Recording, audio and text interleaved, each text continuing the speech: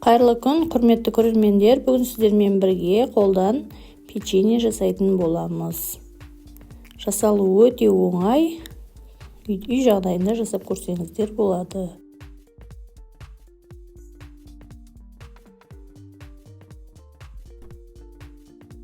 Ол үшін бізге 150 грамм сары май, 1 кесе сүт, 200 грамм қант, қамыр қопсытқыш, 1 жұмыртқа керек болады.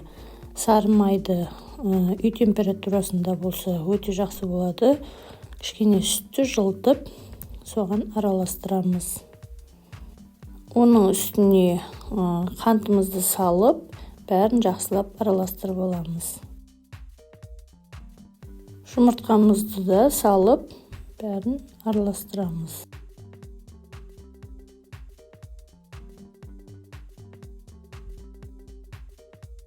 Ұнымызды елеуіштен өткізіп, осылай араластырамыз.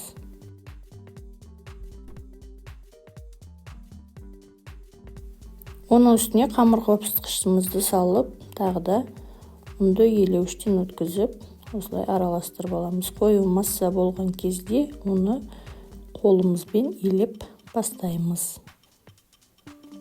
Кішкене аздап тұз салсаңыздар болады. Сосын қамырымызды елей аламыз. Құрметті көрермендер, менің каналымның дамуына өз үлестеріңізді қосып, каналыма тіркеліп, лайк басуды ұмытпаңыздар.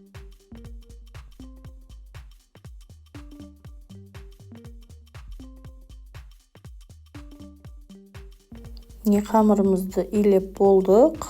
Қамыр өте қатты емес, өте жұмсақ емес, орташа қамыр еледік.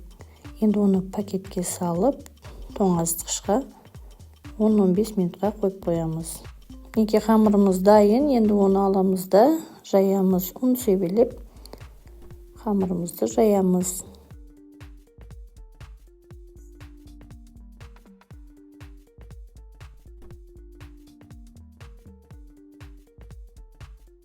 Қамырды әркім өз қалауынша жаюға болады. Өте қатты жұқа емес, өте қатты қалың емес. Орташа етіп жайып алдым. Енді оны үйде бар формамен қиып шығуға болады. Мысалға, стакан алып қисаңыздар да болады. Мен осылай домалақтап қиып алдым. Кішкене листті майлап, соған тіздім.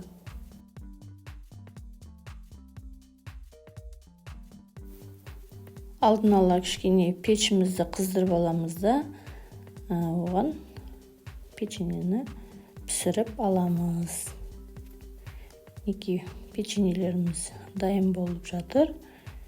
Өте керемет жұп-жұмсақ печенье дайын болды. Үй жағдайында жасап көрсеңіздер болады. Құрметті көрермендер, менің каналыма тіркелуді ұмытпаңыздар. Видеоның соңына дейін қарағандарыңыз үшін көп рахмет. Міндетті түрде жасап көруге кеңес беремін.